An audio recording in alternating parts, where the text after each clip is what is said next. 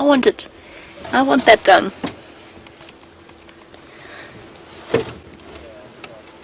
This is so amazing. Really, truly.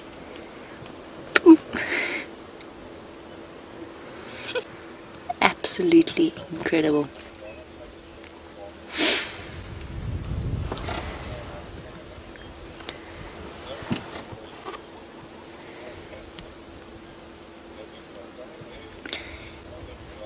Yes, absolutely.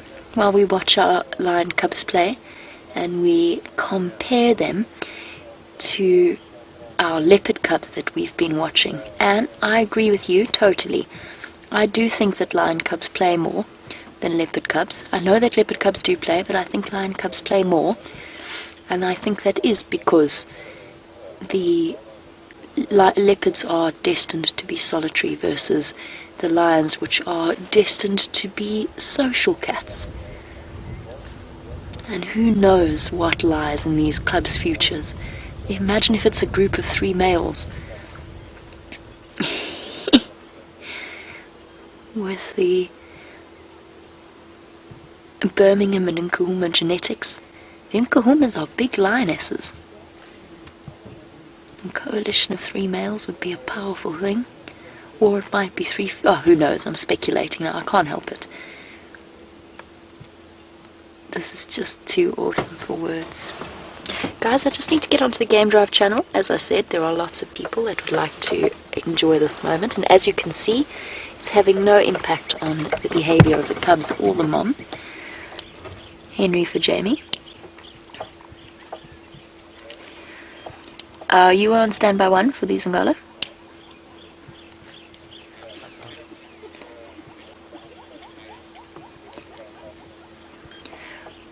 Copy that. Taxis here. It is a 2-vehicle lock because it's nice and open. If you want to make your way, just let me know when you're close and I'll pull out.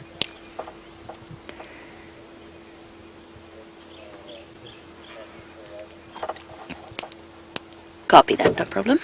Oh, this is so incredible. It really, really doesn't get better than this.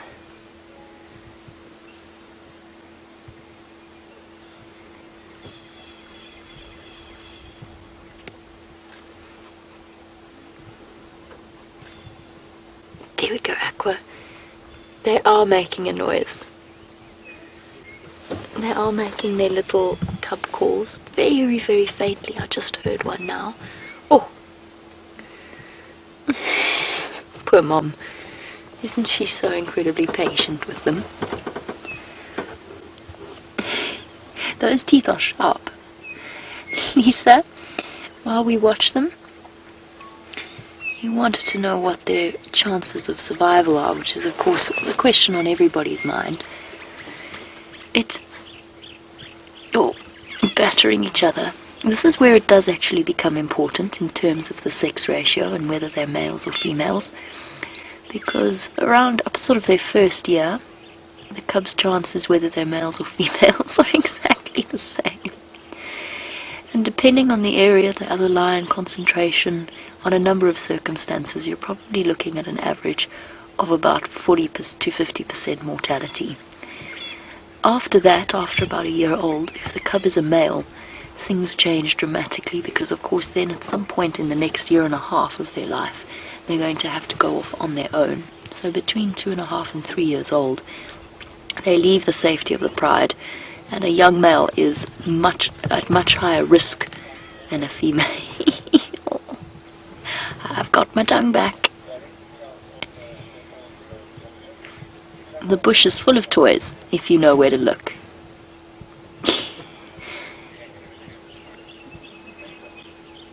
This is so cool.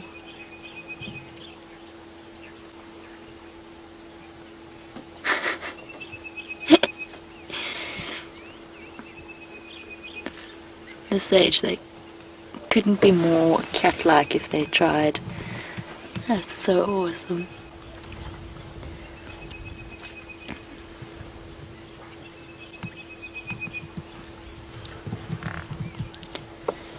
Now we've got to hope that in terms of the survival chances of these cubs, if the Birmingham boys stay in power, then their chances of survival are much, much higher than they would be if another male takes over. Oh, shame, leave your poor mom's cheek alone. No wonder she was desperate for a break the other day. Just constant nipping teeth and scratching claws.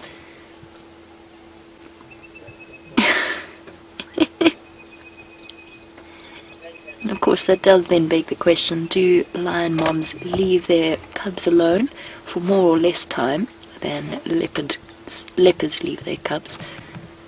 Safari Dean, lionesses probably leave their cubs for slightly less time, but I don't think there's a huge amount of difference.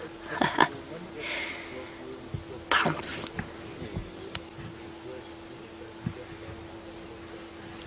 Oh, all over Mom's face.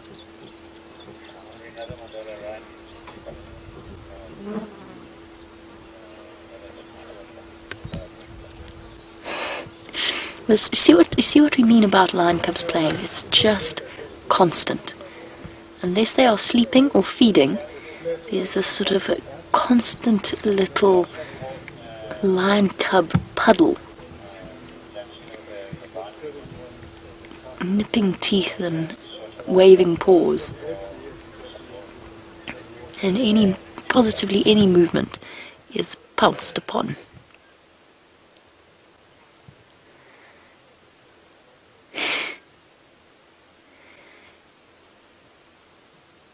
You know, I think James might be right. I think lion cubs might actually be the cutest baby animal. No, I'm only saying that because I'm watching them. Oh, but they really are just so tiny. Ah, there we go. I've got my dung ball. I've hunted a dung ball, and I've caught it. Oh, but actually, whatever my siblings might be doing, maybe not more interesting. Grr! I'm a fearsome predator, and I'm not to be messed with. Oh, I've got Mom's tail.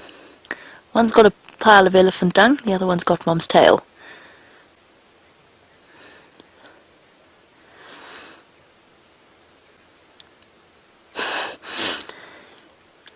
Now, of course, you can't really see exactly how big these cubs are. And Margaret in Kansas, with pleasure, I can give you a size approximation, although she's doing it beautifully, oopsie, for you. Where's Mom going, guys? Are you going with her?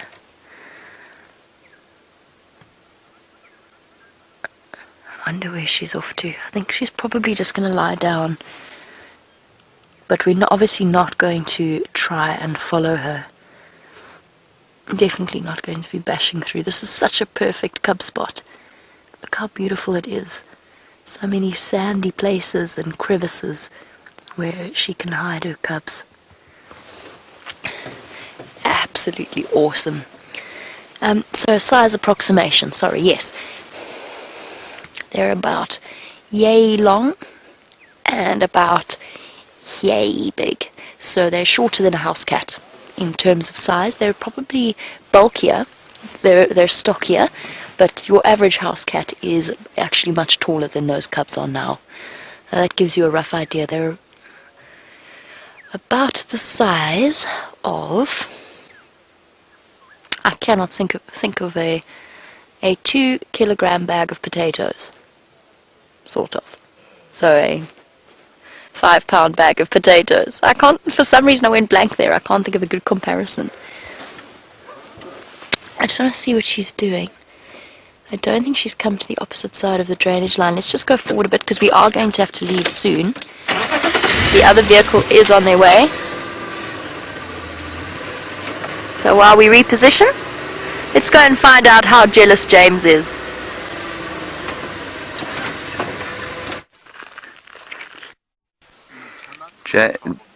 James is very, very jealous and very cross and doesn't know really what to say.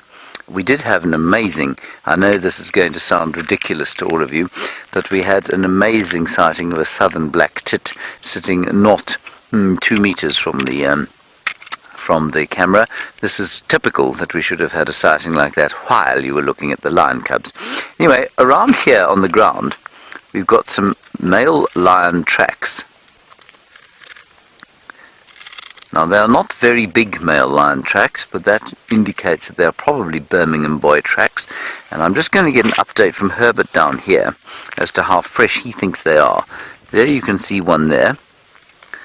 Now, one of the ways to tell how fresh a track is to see what is on top of it.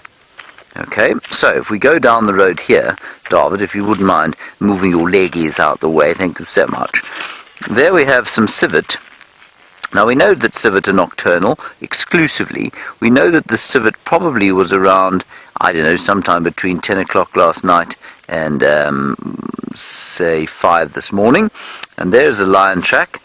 Now, we've got to find out. Let's ask Herbert here what he thinks. Herbie? Yeah, okay. So over here, and it's because the light isn't so good over here, you can see here that the civet actually, let me get something finer than the end of my stick. Here's the lion track, right? You got that, Dave? Yep. And on the top of the front toe here, you can see a civet track. Now that civet track is on top of the lion.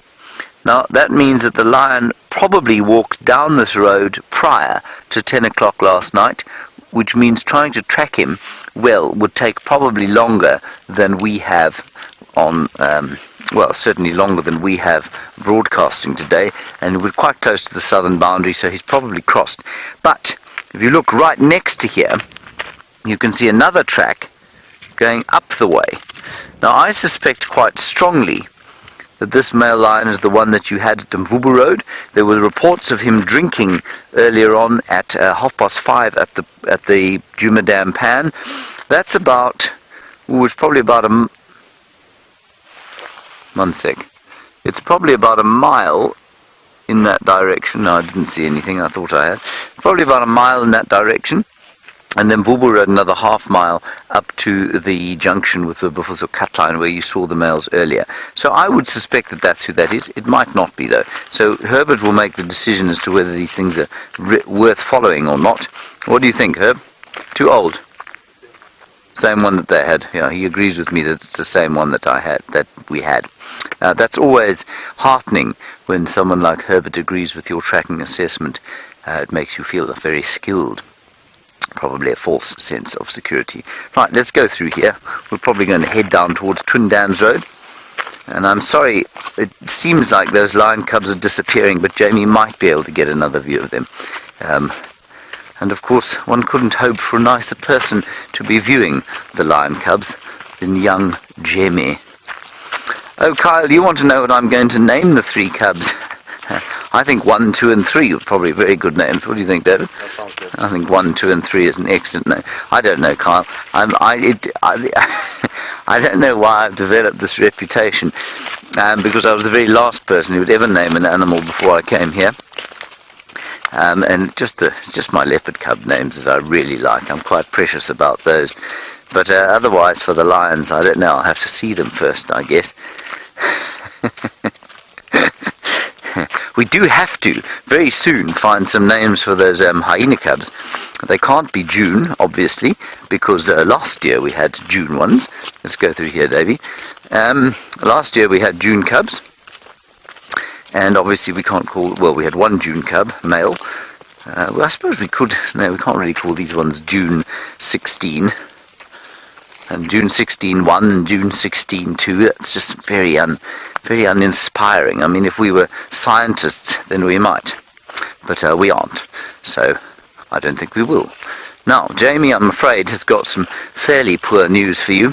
It's not tragic by any stretch of the imagination, but it's fairly poor. So let's go and get it from her. I'm afraid to say our poor news is that the lioness moved out of where we could see her. Taxon could still get a little bit of a view, but we couldn't. And as I said, there was another vehicle that was coming into the sighting, so we have left for now. And I'm trying to decide where I want to go from here, because I've just got a grin plastered all over my face. And the even more exciting news is that Aubrey, now bearing in mind, of course, that Aubrey was the one that predicted that she was in that drainage line about a week ago, when we first started looking for her, about 4 days ago. Aubrey thinks there's another female in there with cubs as well. And he thinks that's where that female was off to. He thinks she was going to go and meet up with the other female with young cubs. So how exciting is that? We're not going to try and push through after her. We're not going to try and follow her. But it is exciting prospects for the future. And I don't know where the morning's going to go from there, but I'm pretty sure that's been one of my best mornings so far since I started working at Safari Live. It's been a long time since I've had a good view of lion cubs. Ah, that was incredible. So I really hope you all enjoyed that along with us.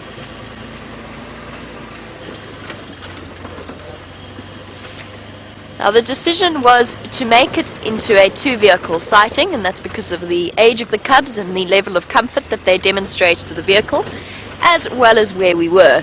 Now the other day, for example, when my previous surprise, which was Shadow's cub, that was a 1-vehicle sighting only due to the circumstances of the sighting and the environment that the sighting was in. Now Marianne, you wanted to know who are the guides that make the decision on the sighting itself. Well, it will usually be the head guide of an area. Now in this case it was Taxon's call, because this is Djuma and he represents the sort of the head as the head guide of Djuma. But Taxon and Aubrey are kind of pretty much on equal footing there. And when we were at Shadow's Cub, it was Ryan who is the head guide of Arathusa. All of that being said, if you're in a sighting, let's say I approached and I found Karula on a kill with her cubs, and it was very, very dense, very thick vegetation, it would be within my power to close the sighting if I felt, or I'd speak to Taxon and ask him to close the sighting. If we feel that it is in any way putting undue pressure on the animal, and that happens more regularly than you might think. We actually do it as guides, all of us will do it for any sighting where we feel like the pressure might be a bit too much. If you brought in another vehicle, the Anderson male, for example, he's usually a 2-vehicle leopard, just because he has a tendency to not, as soon as a 3rd vehicle joins the sighting, he becomes a little bit more uncomfortable with the situation. So it's the guide at the sighting and the head guide's decision. Just want to have a look at the tracks that are all over this road. Bear with me one moment.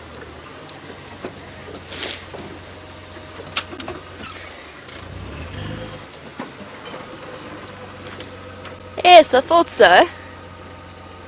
Lion cub tracks. So this is where they came from this morning. I'll show you. I think I'm looking at lion cub tracks. It's actually, they're such funny little shapes. They look so different. I am looking at lion cub tracks. And they are so much bigger than you expect them to be.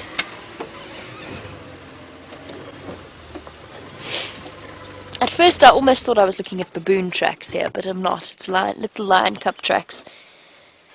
Their feet are surprisingly large for the size of the cubs themselves.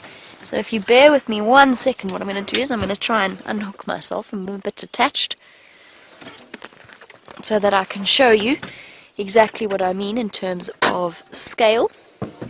Before we start heading back to the other lions that we started our morning with, I think that's our plan. We're going to have a lion-filled morning. Am I completely crazy? Because I am actually completely crazy, I'm sorry. Now that I look at them from this angle, they're just really, really big baboons. Enormous baboons.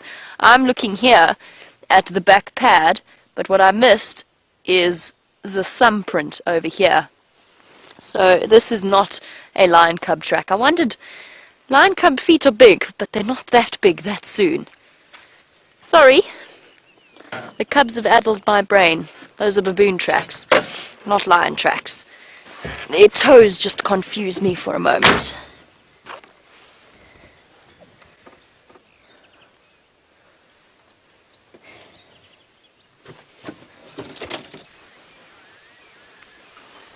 Mmm. Delicious, David. It's like little chocolate peanuts.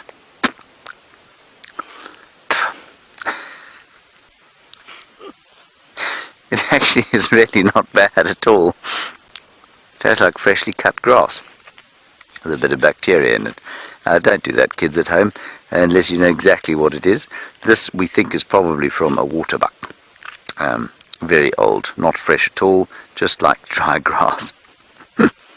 What I really wanted to show you, however, was this tropical tent web spider over here. Now, I don't know where the spider has gone, but it seems to be AWOL, and I think that's probably a function again of the cold, and the spider may well have gone dormant or indeed disappeared for the duration of the winter and maybe have died. But this looks so well maintained that I don't think that's the case. I suspect the spider is somewhere on this tree and just is not showing itself. Just look at the unbelievably intricate lattice work here. And the other thing you should look for, I think, is in the middle of the nest there, Davy. That thing in the very middle, I've just realized, I think is an egg sac. And while it certainly began its life, that sort of silky bit in the middle, as a repository or a sort of it's the same thing that the golden orb web spiders do.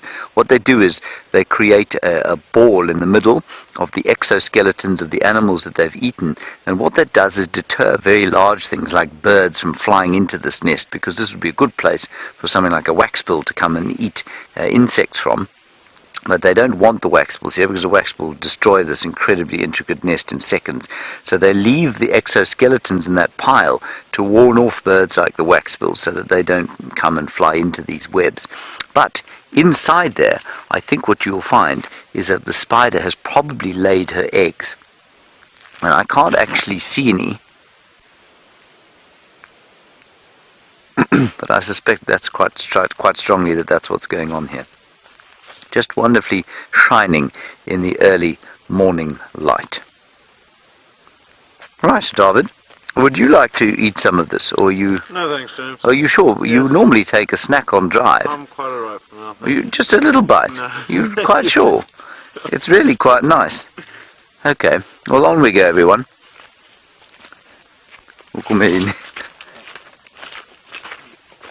Okay, so we're going to walk down here. Herbie's just heard some oxpeckers, and we've got to be very careful, because there could well be some buffalo, there could be impala, well, that's okay, there could be some kudu, could be all sorts of things, but buffalo is what we're watching out for here. Ooh, Christopher in Arizona. I'm going to ask Herbert this question right here. Herbie, we've got a question. Do you know what acne is? Acne. It's, you know, when you get pimples on your face. Are there any plants here that people can use to heal that? You know, when you're a young man, that acne that you get, are there any plants? Yeah, like I said yesterday, that the mixture of the part that we have is for blood purification. Right, that will help. Rid of the pimples. Okay, brilliant. So I don't know if you heard that. I don't know how well the sound's picking up Herbert's voice there. But we picked up a bulb yesterday of a lily, and you mix that up with elephant dung or with various other plants, with natal guarri, magic guarri, apple leaf tree, the white berries, and you mix that up, and you can put it on the, you rub it on the skin, you take it internally. You suck the juice out of it, and then your pimples will disappear. So that's a really great acne cure. I wish I'd known about that when I was a young fellow. Dreadfully afflicted I was. David, were you afflicted by acne at all? Luckily not. You were very lucky, David. Yes, mine of course came when I was 20. This is because I only hit puberty when I was 18, and you know, it's all very well having it when you're 16, you can cope with that, but when you're 20 and you're supposed to be a virile young man trying to convince ladies of your worth, it's not very nice when you have acne at that age. Anyway, it's gone now, David. It's been replaced by a substantial beard. It shows how very manly I am. Right, let's not talk nonsense now. We must be quiet because there were some oxpeckers up ahead. Now, oxpeckers you've got to listen to when you're walking through the bush because they go psss, psss, psss, psss, and you've got to listen out for that because they're alarm calling and warning the animal that they're with that there are potential predators in the area. Now, Justin, you want to know what the most aggressive antelope is? Remember, Justin, aggressive is a little bit of a swear word in my vocabulary to describe animals because I don't believe that they are inherently aggressive. Most defensive, interestingly, is probably not something that we get here. The gemsbok, or oryx, those huge scimitar-like horns, can be quite not so aggressive, but they're very defensive. They get attacked by lions quite a lot. The antelope that kills, that has the most the antelope that causes the most intraspecific death is the waterbuck. So waterbuck kill each other more than any other antelope do. So I suppose you might describe that as fairly aggressive behavior. So let's go with waterbuck out here. For humans, you threaten a duiker sufficiently, it'll terrify the wits out of you. A duiker will do some very serious damage. I know that sounds completely ridiculous. When a duiker stands at sort of knee-high, if you like, that's how tall a duiker is. And apparently they can get very, very nasty if they want to. Right, Herbie can hear something here. We're just going to walk down here slowly and carefully. He's spotted something now. Impala. So they're there we go, I've got them here. There. Davey, there's some impala there. Just running through here. You'll just see their shapes moving through the bush. You see them? Come over here, you'll get a slightly better view. Now, those impala would have had oxpeckers on them. The oxpeckers eating the ticks. Haven't you see them? No. And the impala are now moving off because they've seen us. They don't really know what we're doing. It's a very difficult view, everybody. They're right in the woodland there. But the other thing that I've just seen is a squirrel. But I think it's moved as well. How typical. You see it there? On the termite mound? No. On the dead tree. Right, let's just go quickly this way and see if we can spot this squirrel. And we can also see the impala from here. They've come over here. Yeah, those impala are a disaster area. In fact, I think the squirrel is probably also a disaster area. So while we try and get a decent view of the animals in here, let's go across to Jamie and get an update on her plans for the next hour. Oh, I've also found some very non-aggressive antelope. They are the exact opposite of aggressive, as James pointed out. Some more impala, slowly warming up, but still that deep red colour that they get first thing in the morning and in the evening when they fluff their coats up. And there's an alarm calling squirrel. Why is the squirrel alarm calling? I know James was following up on one. It sounds like I don't speak squirrel nearly as well as the master trackers do, but it sounds a little bit like it's alarm calling at a bird of prey. Well, let's go investigate, since we're right at Buffelshoek Dam, and you never know, Djuma might be around. Or any one of our leopards, actually. Buffelshoek Dam does form the territory of several, sort of the boundary of several different leopard territories. Gone quiet for now, but something did unsettle the elephants when they came through to drink. When we stopped here a little bit earlier, they've all moved off. But let's see if there's not something coming down to drink.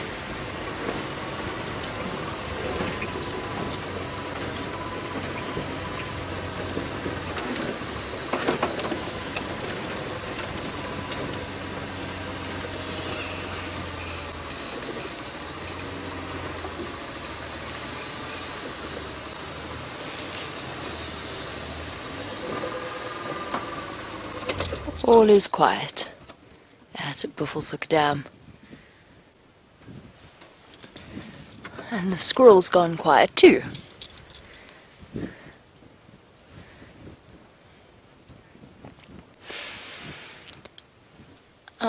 We're very fortunate. We get to travel along in the back of the vehicle, and James is on foot. Just while we watch the blacksmith lapwings, it gives us an opportunity to talk about the other general safari forms. Gary, in terms of whether or not you can use a horse on safari, you can. There are definitely companies that do horseback safaris in Big 5 game reserves, and you can often actually approach on a horse. The animals will let you get a lot closer than they would if you were that sort of bipedal human walking form. So James has to be extra careful when he's wandering about. Animals generally let horses get a little bit closer. The horses that they use for those sorts of safaris are unbelievably well trained. I know somebody who does do horseback safaris, and apparently it's all about the training that they give to the lead horse. So the one that the guide rides. Personally, I have been on horseback safaris before in game reserves. I get a little bit nervous because a horse it's very much like a zebra or a buffalo. It is very much on the menu for things like lions, and it's the lions that you've got to watch out for. Unless you've got complete and utter control, you'll find that the places that do those sorts of rides will only accept riders that are competent. That it's not for novice riders. How on earth they manage to train, and I mean, my friend has told me stories of riding through close to riverbeds, and then all of a sudden the bushes erupt in a cacophony of lions growling. How on earth they train those horses not to gallop away straight away, how they get them to not run, because obviously that would trigger the hunting instinct of those lions, I find absolutely phenomenal. And personally, it's just a personal opinion, because there are places that offer horseback safaris. I don't feel, perhaps it's my riding skill as well, I don't feel terribly comfortable riding where there are lions. It does make me very nervous. But it's a lovely way to approach if you find yourself in a nature reserve. So with the sort of general game, the antelope, giraffe, anything like that, it is actually a lovely way to experience the bush. And I have done it a few times. It's very, very special. So I'm not sure if you're a horse rider or not, Gary, but it is definitely within the realms of possibility. Sorry, Blacksmith Lapwings, we didn't even really talk about you. We got distracted by talk of horses.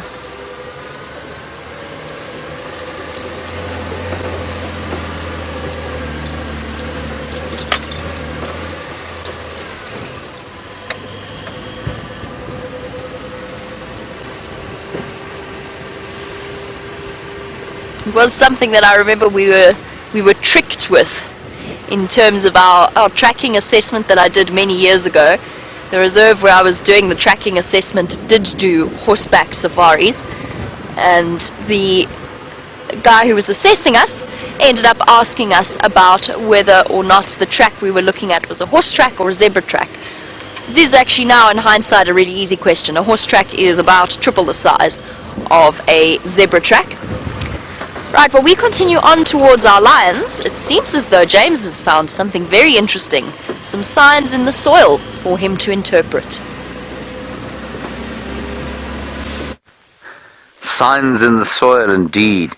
If you look along here, there's a scrape mark watching along my stick. Now that is where something has been dragged, and if you follow the drag mark sufficiently, what you do is you come to a track. And this track which looks quite like a civet track, is not a civet track. It's got 3 lobes at the back, and you can't really see them there, but quite possibly a caracal, a small cat that is a little bit like a lynx. Could be something like a serval, but a serval doesn't catch things like duiker or steenbok. A serval catches mice and rats and other things like that, whereas a caracal will take much larger prey and then drag it into a hidey hole. So let's just follow down here. I'll show you where it goes. Herbert's down over this direction here, just double checking. Now, we've never seen a caracal here. I know some people have, but I've never seen a caracal here, and they're not usual at all. And in the dry parts of the country, they're very common, actually. And there's a really nice segment on the caracal trying to catch guinea fowl on that wonderful BBC production, The Hunt. And it looks like it's called a rooi kat in Afrikaans, which means a red cat. And it's sort of a very rich red russet colour with those long sort of pieces to the ears. You're right there, Davy. And it would be really something of a boon to see one. I think the chances of seeing one on foot here are almost negligible, but it's nice to know that they might be around. It's difficult to know what else it could possibly have been. So it's dragging here towards this huge mound with the scotia on it. Weeping boerbean is what it is in English. There's a hole there. It wouldn't necessarily live in a hole, but it would drag its kill right underneath some very thick bush. And they are so secretive out here. They're not active in the day at all, simply because of the hyenas and lions and leopards and other predators that are around here. In areas where there aren't other predators like that, well, you can see them in the day and they become quite confiding. Stands about sort of yay high off the ground, maybe a bit lower. Weighs about 20 kilograms, 20 to 25 kilograms. So in some places, a very big male caracal, like in the southwestern Cape, can be almost the size of a female leopard. But very unusually, that would be very unusual. But I don't think we're going to be lucky with a caracal on foot. That really would be quite something. Let's just go pop up here a second. See? No, it's an elephant drag mark. Now, the last time I came past this tree, there was an elephant standing up here. Now, what I want you to do is follow David. David's going to follow up this termite mound with me. Okay. Now, notice how wobbly the picture gets as Dave climbs. That's not in any way because David is incompetent. It is because it's a very steep termite mound. Now, for an elephant to have climbed up here, I think it's quite something. We tend to think of elephants as being fairly galumphing and not particularly agile, but elephants climb very well. Then at the top here, Dave, I'm afraid you are going to have to come all the way up here. At the very top here, we have what's known as a bracket fungus. Look here. It's a really beautiful sort of shelf of fungus that's grown out of the heartwood of this tree. And it's not very edible. In fact, I think it's completely inedible. But I think it's quite interesting that it's managed to make its way out of the heartwood of this scotia, or weeping boerbean tree, which is an evergreen. You can see one of the few evergreens that we have around here. Marvellous. Herbert's headed off that way, so let's follow him. And I'm not sure that he's going to... I'm pretty sure he's not going to find the caracal. But, you know, you never know. Now... David, don't fall down like I just did.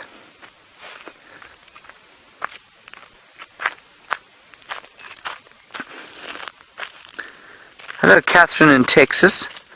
You're asking about eye cures, and you say tannic acid or tannins, which can be very good for eyes. Are there plants here that are used for, the tannic acids that you'd find in tea leaves? Do you find them in some of the plants here? Yeah, you do. Absolutely. I'm not an expert in the different kinds of tannins that you get here. Generally, eye ointments here are made of snail shells. I think because they probably make a very sort of basic or alkaline or mildly alkaline solution, which is probably quite soothing for eyes in much the same way that milk might be considered soothing for eyes. You also get something called a a round-leaf teak, which I don't see an example of here, but that can be crushed up and used, soaked in water and used as an eye ointment. But they're not particularly rich in tannins, I don't think, so I'm not sure about that. Tannic acid. I've actually never heard of tannic acid. I've only heard of tannins, and I wonder if they're the same thing.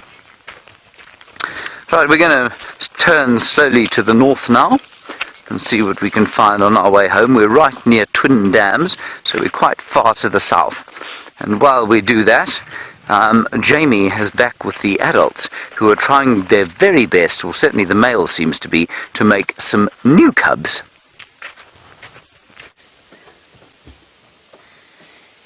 Oh, we have arrived back at where we left our courting pair not too long ago to go and follow up on those wonderful cubs. And as James said, the male very intent on producing the next generation of little ones. Now apparently while we were away, a second male came and joined in the chaos. He's since moved off with another female further to the south, deep into the very tricky block that I was talking about earlier. So what I mean when I say block is a part of the bush that's between the roads, where we would have to off-road to get to them, and we don't know exactly where they are. So for now we're going to stick with our lions. The female, it appears, has decided to give up in terms of attempting to rejoin the other females. Now they're just doing what lions do best, which is having a quick snooze in the morning sunlight. A nice warm spot that they have found themselves.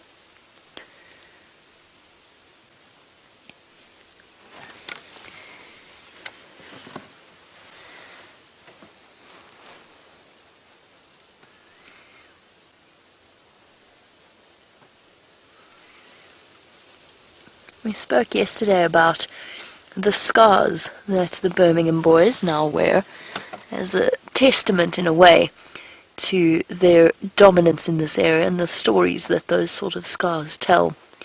Now, just to go back to the conversation we were having, I was talking about how important it is that the horses that do safaris in Big Five areas are so well trained so that they don't run away from a growling lion. And Joey, you were wondering if a lion chases a zebra or a wildebeest or a buffalo or something similar, and that animal doesn't run away, if it stands its ground, will the lions still attack it, or will they actually give up? Will they be intimidated in any way? It very much depends on the situation, the scenario. Buffalo is probably the best example, since we know that very often buffalo can actually turn the tables on hunting lions and occasionally chase them, depending on how many lions there are and what the circumstances of that situation may be. If there's a male lion, then there's not an animal in the world out here that isn't most likely going to run away. If they're clearly being hunted, even standing their ground would actually be a very foolish decision, because yes, the lions would follow through. Although you're right, there might be a period of confusion where they'd kind of stop and go, why are you doing this? What are you doing? Why aren't you running, as you should normally be doing? But that, I think, would be overcome very quickly. Let's say it's an injured animal that can't run away.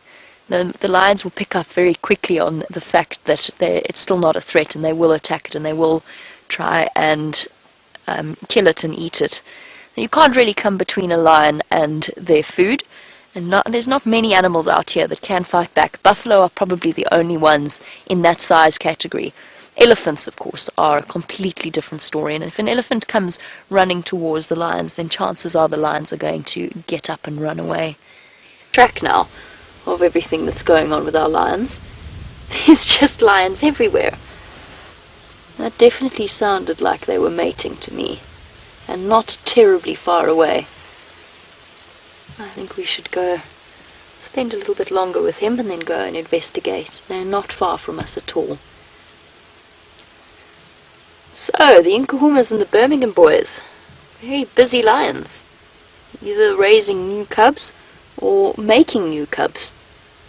all on one glorious Wednesday morning.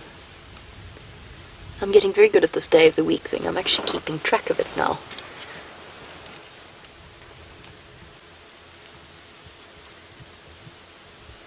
A courting couple, for now at peace, and I wonder if the Birmingham boy that we're watching isn't feeling a little bit regretful as to his choice of companion, since it sounds as though his brother-in-arms, so to speak, his coalition mate, has had a little bit more success here.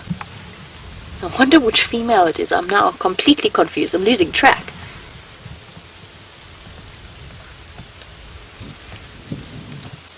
A nice thing, of course, is that there's plenty of options to go around. There's 4 Birmingham boys.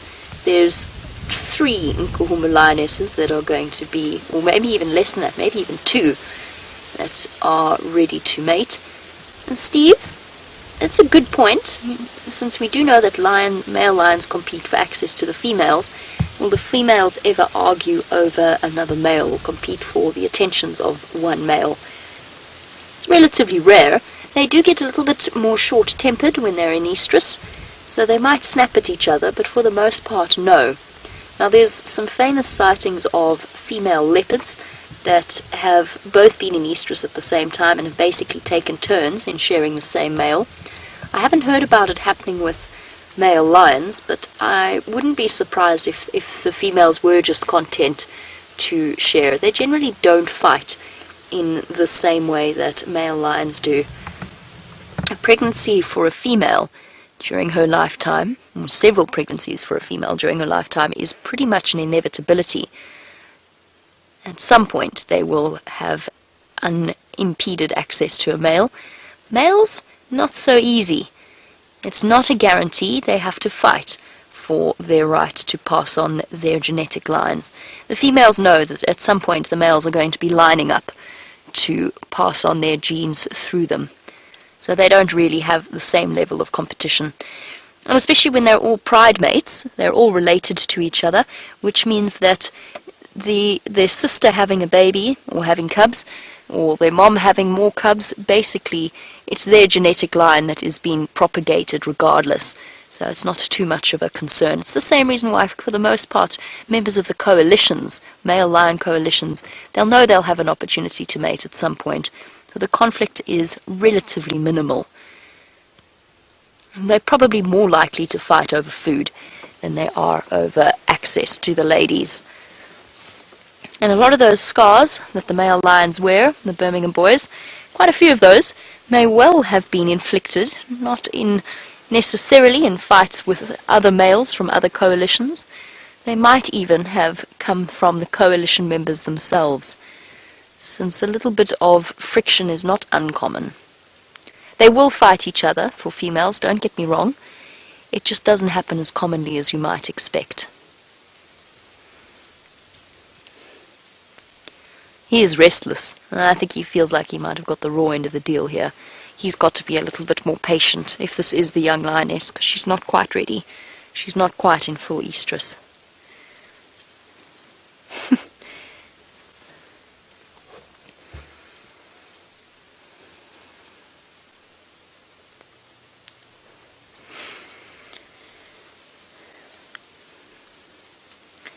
And a lovely question from Roger, speaking about a male lion's priorities. If we spoke about the fact that the lions that we're watching this morning are hungry, there's no denying it, they are very keen for a meal, the females in particular. Now Roger's thinking, what happens if the pride members make a kill? Would the males be keen to join, or would they be more preoccupied with the thought of mating? I think, Roger, most likely they would join in, with the usual level of aggression that is always around whenever lions share a meal or a carcass of some description. So yes, he probably would steal the carcass. He'd probably eat as much as he could, as quickly as he could, and then move back to the female. It is an interesting scenario, though, because you have got a clash of two very fundamental instincts in that situation, because on the one hand, the male lion doesn't want to let the female out of his sight, and on the other, he wants to sate his hunger. So it might just depend as well on how far into her estrus cycle the female actually is, and what the chances are of another male sneaking in and mating with her while the male's preoccupied eating. Of course, there's no rule book, and there's no exact answer to those sorts of questions. It's very circumstantial.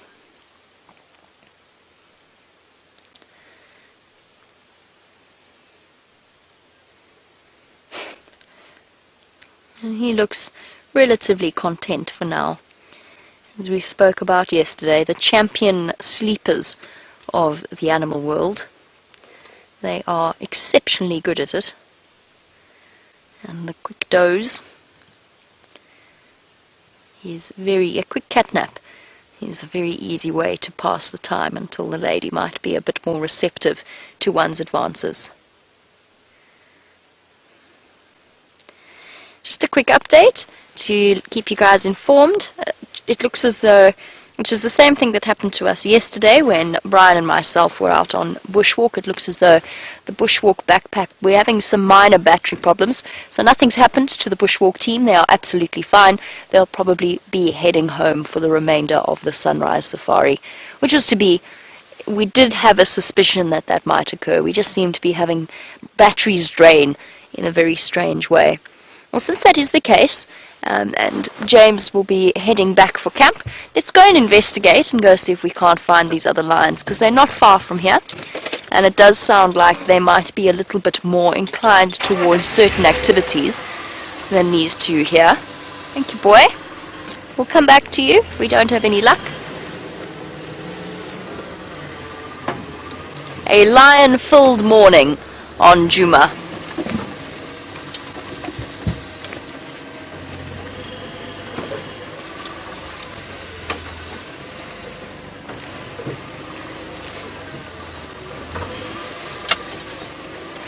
Now, of course, the Birmingham boys are not just fathers to Nkuhuma female cubs.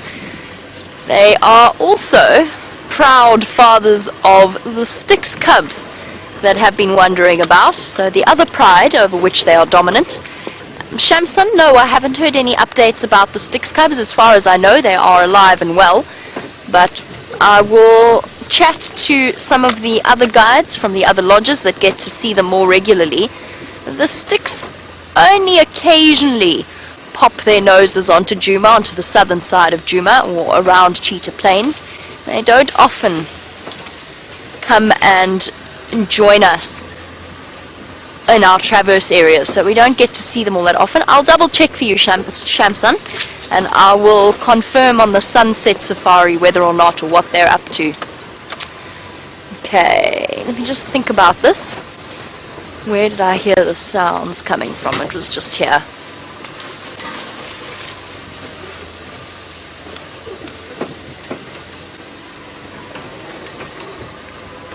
Oh, it looks as though somebody's already been... Oh, there they are.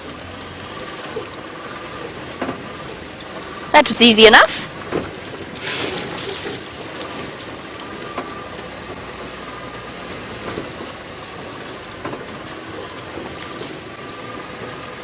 A second Birmingham boy and a lioness in store. We really have been a little bit spoiled this morning in terms of our lion sightings.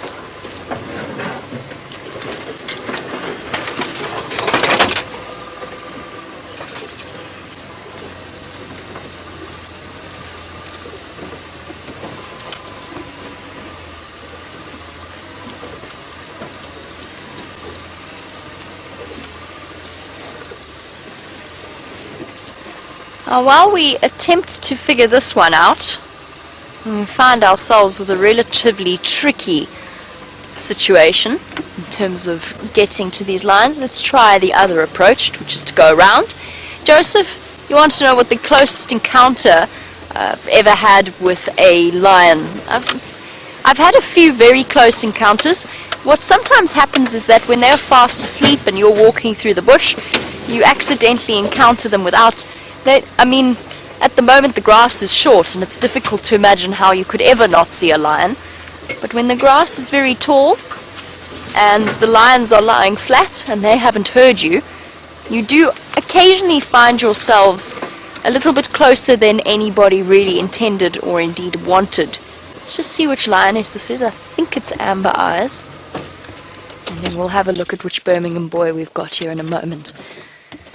Now, Joseph, I once went tracking a lion, didn't realize he was sleeping in the bush in front of me, and we were probably about, I would say, about 10 feet away from each other, 9-10 feet away from each other when we both realized.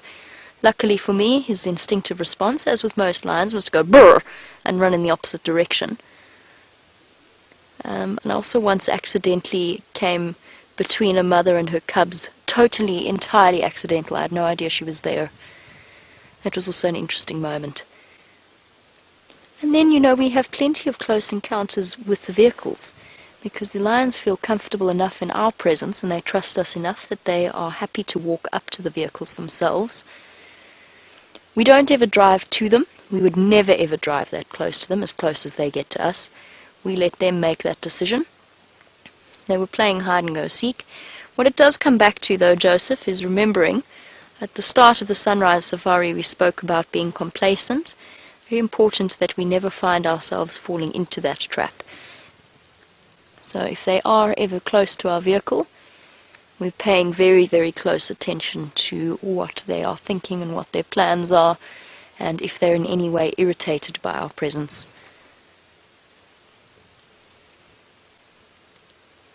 I think I'm relatively certain this is Amber Eyes. I'm not 100% sure which Birmingham boy we've got just yet.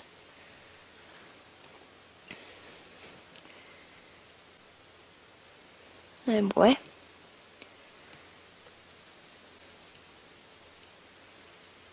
And where on earth the other Birmingham boy was hiding this whole time.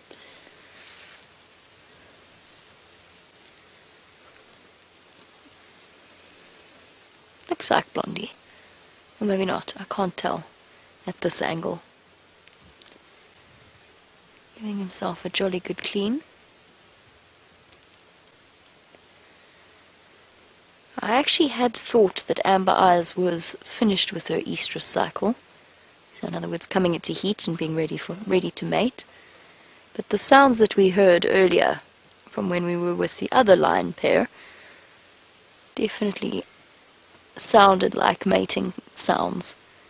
The deep growls from the female and the very strange, almost whiny sounds that the male makes.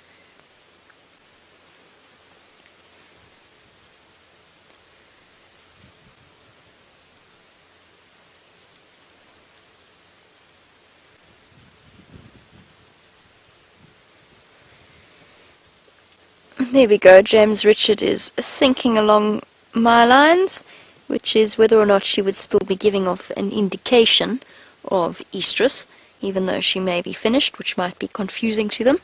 And yes, of course, there will definitely be residual hormones that will mean that the males might still show a little bit of interest in her.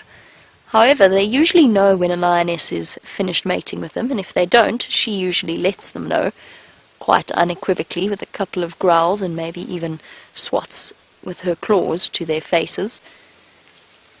I want to stay with this pair and just see if they are actually mating or if they're not.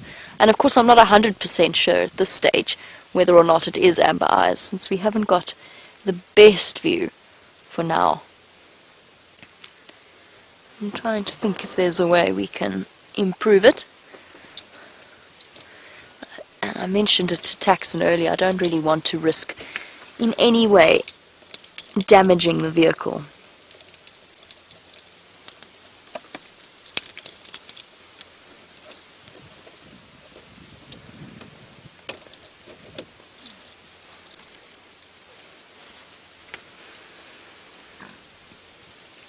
Now, as we wait for our lions to go about the process of producing more tiny cubs to supplement the Nkuhuma pride, Wesley, I don't know of that many situations where a lioness has rejected her cubs.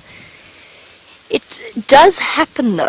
I have heard, I don't know of many cases, but I have heard of it happening. And what even happens occasionally is if the female is starving, If she hasn't had much access to food, if she's really struggling, she might even go so far as to eat her own cubs, which to us sounds relatively repugnant, but for them makes some sense. Oh, let's see. Ah, yes.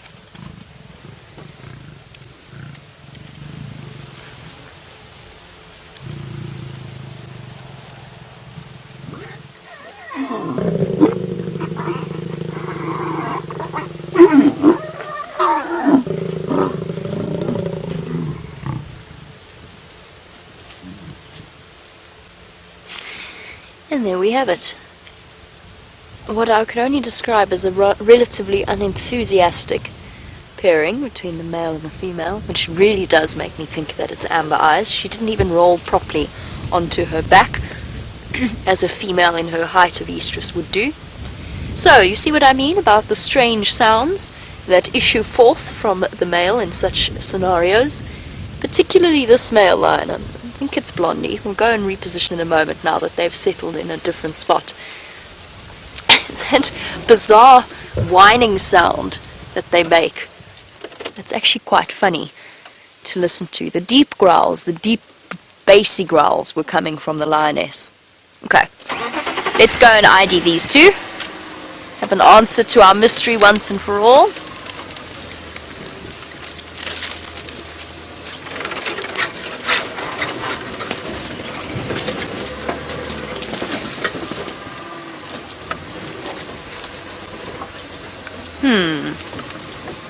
That's not going to work either. Sorry, Brian.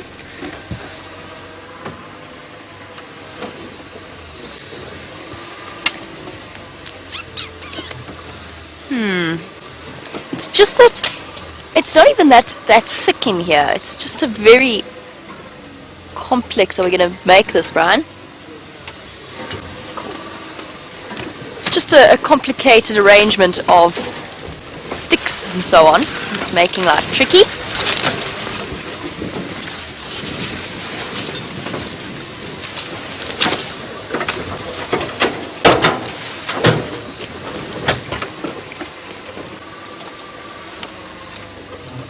We're nearly there. Never fear, everybody watch your heads. Duck down. We're getting there.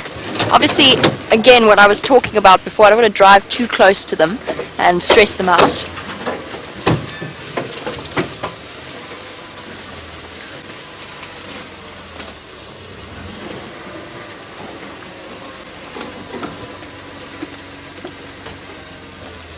And while we play a delicate game of repositioning, at least he's looking across in our direction every now and again. X-Ranger has a lovely question. He wants, and it's a really beautiful question, actually, because it's got a lot of different meanings to it. If these animals could understand one word that we said to them, what would we want them to understand? And his would be sorry. That's a really nice question. I like sorry. I think we've got a lot to apologize for as a species in general. Sorry works for me relatively well. I know it's two words, but it's one sentiment, which would be thank you. Would also be quite a nice way of conveying our appreciation to them in terms of the extent that they allow us into their lives. I don't know, I'd love to actually, this is a really lovely question. I'd love to hear from all of you. If you could convey meaning with one word, only one word, which one you would choose. And you can, of course, send those thoughts through, along with any questions that you have, on #SafariLive on Twitter, or email them through to questions@WildEarth.tv. What would you want to say, Brian? I don't know, I'd have to think. I know, it is one that requires thought. If you've only got one option. Sorry is a big one. But usually as human beings, when we're saying sorry, it's quite often, very sadly, a bit too late.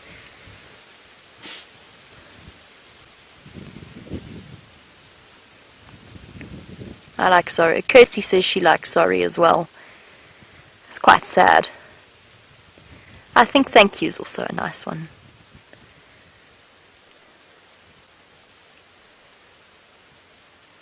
suppose those are really the only two options.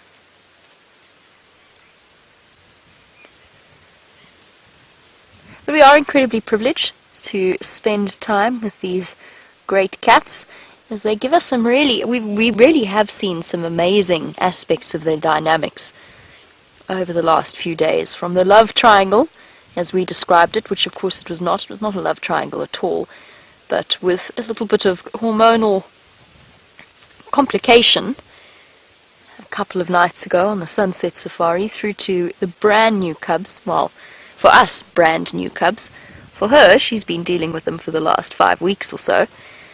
The prospect of even more cubs, and then the courting and mating of the 2 pairs that we are close to on the sunrise safari. We've definitely seen some interesting things happening.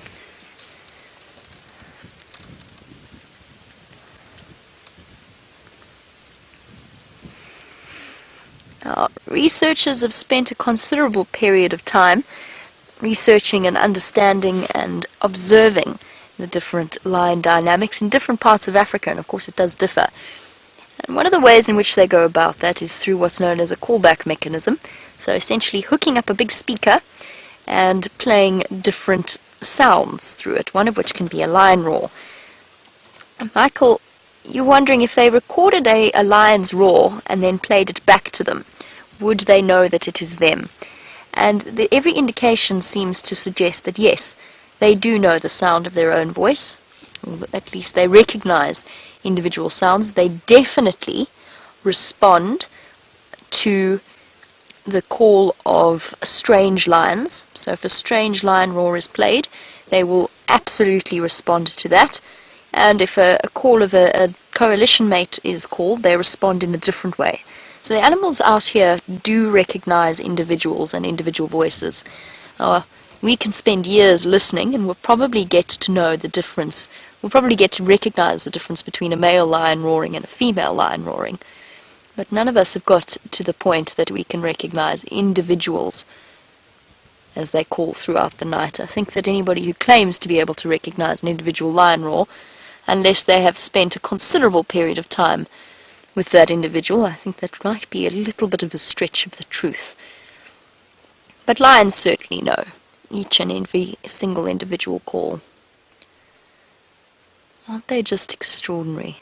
And of course this camera does give us an unparalleled insight into a lion's world. We get to get right up close and personal without actually getting right up close and personal with them.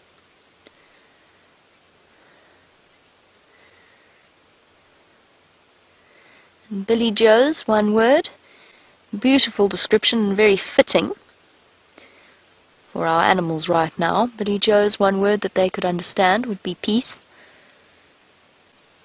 And yes, I suppose if you could convey that to them, that you mean no harm, and that you would appreciate the same in return occasionally, is definitely a beautiful one to have chosen.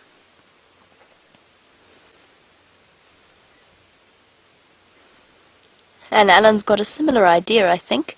Alan would like to be able to say friend. Or somebody's got a little bit more than friendship on his mind.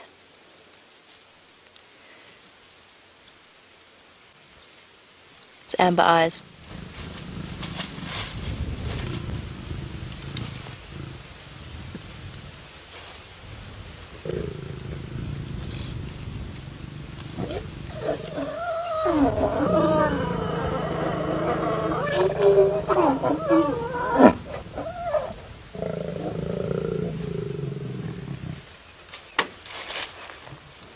Flop onto her side.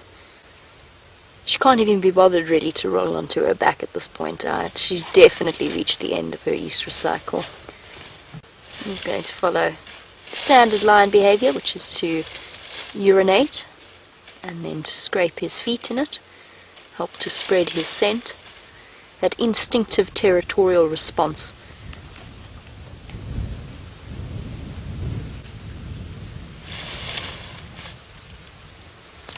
And that often happens. So initially, Well, there we go, now he's scent marking using the scent glands around his face.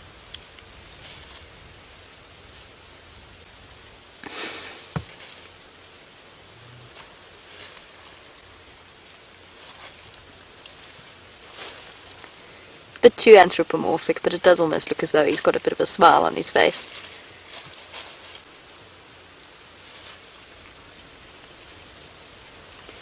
Some more scent marking. And then he's going to go and find himself a nice patch of shade.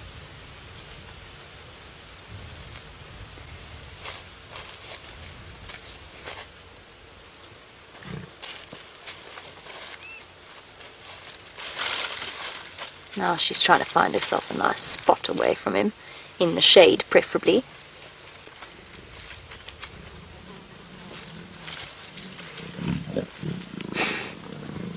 William's one word would be that he could convey would be downwind to the animals. A point duly noted. It's a very good point. The odd reminder to our lovely cats that we are sitting downwind would also be appreciated for several olfactory reasons. One of which is that they can be quite gassy.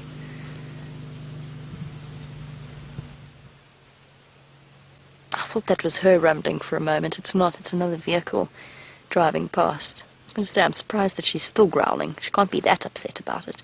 This is Blondie, right? I'm not completely crazy. No, this is definitely Blondie. So he has reunited with his lady companion. And as you can see, if you ever need any kind of indicator that they are coming to the end of the estrus cycle, apart from her lack of enthusiasm in rolling over, initially the matings are very often initiated by the female. So she'll go and get his attention whenever she wants to mate. Towards the end, the male gets up and does it reluctantly every now and again, and she kind of responds with an equal reticence in turn, kind of a sort of being resigned to completing the estrus cycle.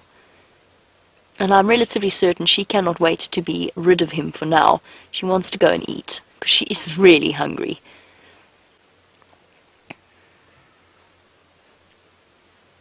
Big sigh.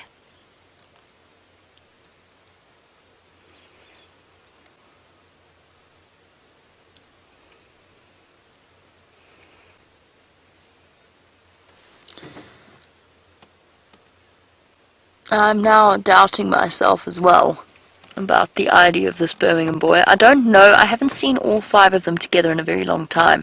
He did have a scratch under his right eye that was relatively fresh when we saw it 3 days ago, but it could have healed up already.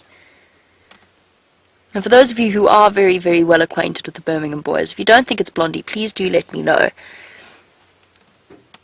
if I've got the ID wrong. I think it's safe to say we definitely know it's a Birmingham boy. Here's an interesting aspect of the Birmingham boys and the Nkuhumas. The amber-eyed female that he's mating with now, the Nkuhumas are big lionesses. I mean, they're not huge, they're not abnormally large, but they are relatively big girls. And yesterday, or a couple of days ago, when I saw them both next to the vehicle, this male and this female, there was a very interesting observation that I noted, which is that although they might be heavier, the amber-eyed lioness is at least 2 inches at the shoulder taller than the male is. The Birmingham boys are not huge. They're not enormous males. They've certainly grown, and it's not really all about size. Numbers and attitude is what determines a lion's success in terms of dominating a territory. The lioness is definitely taller than the Birmingham boy.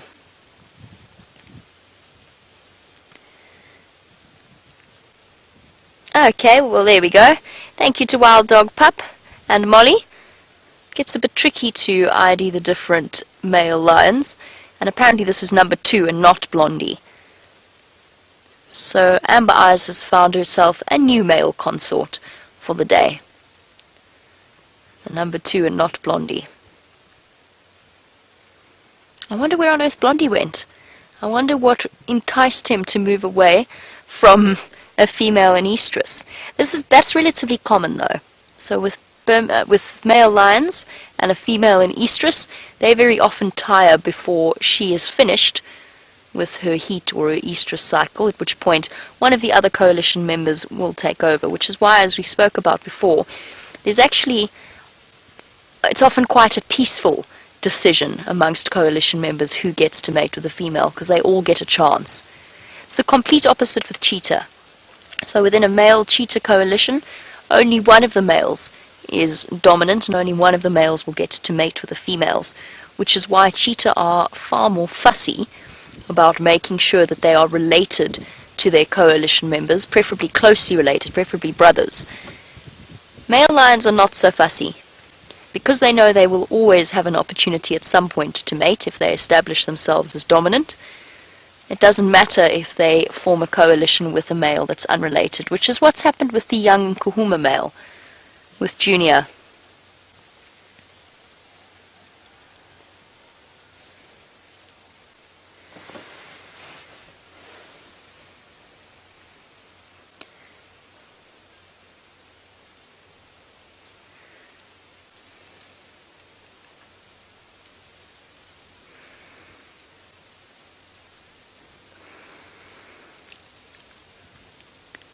The Birmingham boys have earned themselves quite the reputation recently. They're also known They're also known now as the Gowrie males by some of the other lodges. Before the Birminghams and before the Matimba males, there was a very famous coalition of male lions called the Mapochos. Leslie, yes, this was absolutely part of the original Mapocho territory.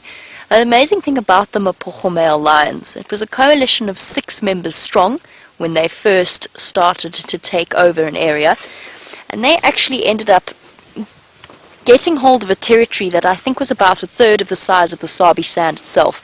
So their territory stretched all the way from around Buffelshoek to Torchwood to Cheetah Plains, our entire Traverse area, central Djuma, Arathusa, right down to Mala Mala, Londolozi. Their territory was absolutely enormous.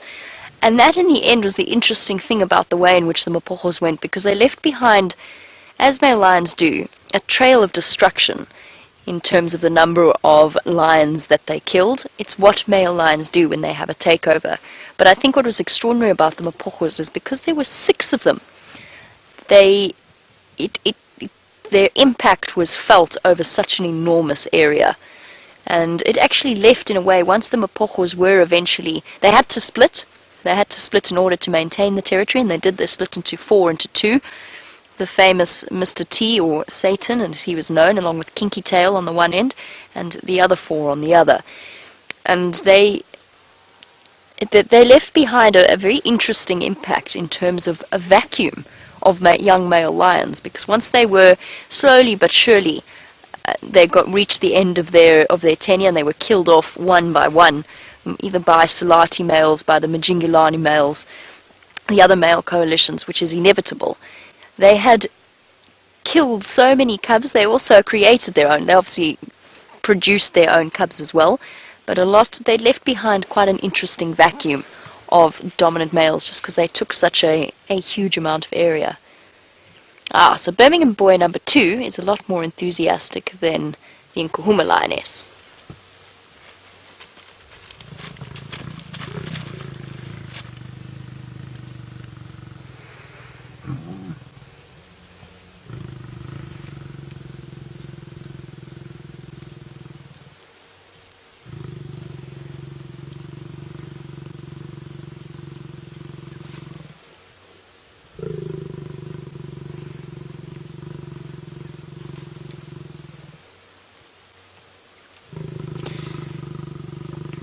As an interesting aside, Birmingham boy number 2 is also a little bit less skilled than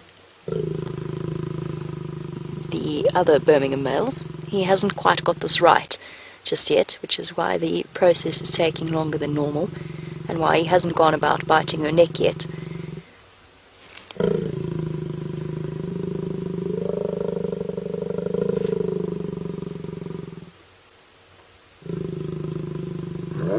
Here we go.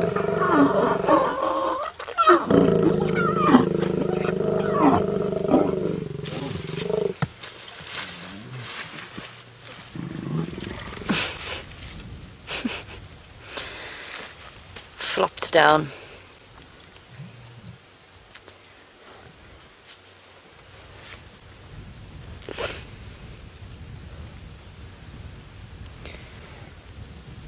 As Amber Eyes settles down, having dealt with the relative inexperience of Birmingham boy number 2, Joseph, interesting point. Joseph has a thought, well, wouldn't it make more sense for a male lion to stay with one lioness their entire lives? And the answer is that's not ideal for the way in which genetics works. So essentially, for most male animals, spreading their genes, or most male mammals, let's put it that way, spreading their genes across as wide an area as possible is one of the ways in which the animals evolve and their genetic structure changes. I do see your point, though, because of course we speak about the monogamous jackal pairs, for example. And it's just that the lions have evolved in a completely different manner. And because there is such a level of competition, there's high concentrations of lions, and male lions fight very fiercely. They fight to the death. Lions have evolved to be social cats due to the hunting advantage that it confers. Not for a baiting advantage, but a hunting advantage automatically means successful rearing of offspring, because it means more success in terms of survival. That's a good point. But a male lion that kept one female throughout his life would really struggle, because they're social, as I said, they're social cats, and without the support of his brothers or a coalition member, chances are he would not be able to raise even one generation to adulthood and keep them safe, just because the level of competition between male lions is so incredibly high. They're not really evolved to be monogamous species. Jackal, little steenbok, little duiker, that's something completely different. It's a totally different social structure, so they can afford to be monogamous.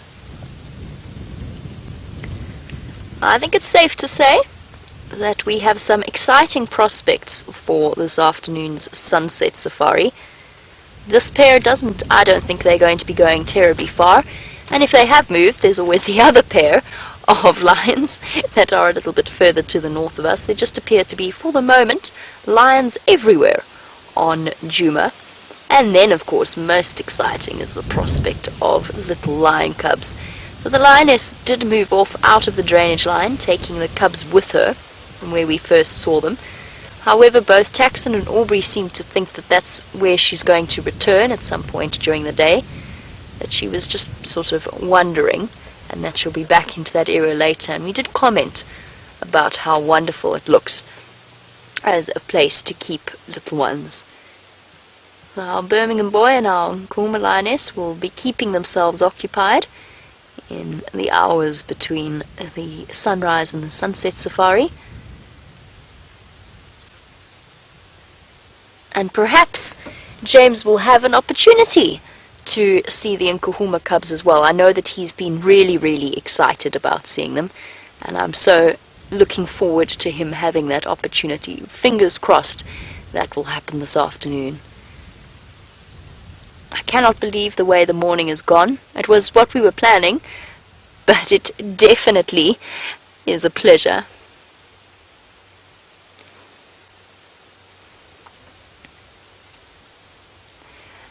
And I think Gabby has chosen the best word in my opinion, and it's similar to what I was thinking, but Gabby's actually said it better. Gabby is 8 years old and watching in my home city of Johannesburg, and actually Brian home city as well.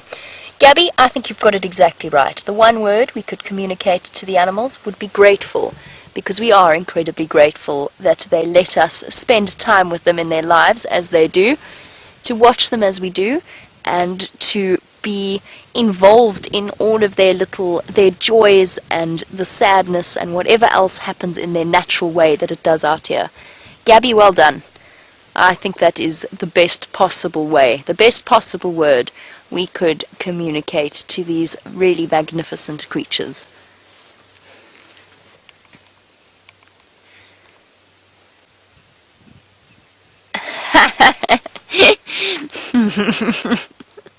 Aaron going down a different tack entirely, but definitely a good one. Aaron would like us to be able to ask the animals, have you seen Karula? Or communicate that in some way. Oh, one more time before the end of the sunrise safari. Aaron, that's genius.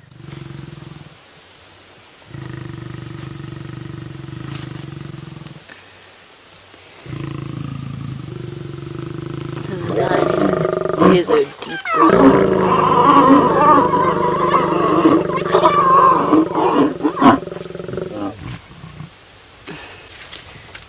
Lions giving us one last demonstration of their production of the next generation, and amber eyes flopping down, and a beautiful view there of one very special lioness, I think, for many of us. Well, thank you, animals. I don't know if you can understand me. You definitely can't, but I am very grateful for the morning that we have shared with them. Thank you to Brian for all of his fantastic camera work. As always, we've definitely had a really special morning. And thank you to Kirsty and to Lou in Final Control. Most importantly, thank you to you all for joining us across the world. And we hope to catch up with you on the Sunset Safari. Enjoy and have a wonderful day. We will see you then. Bye-bye.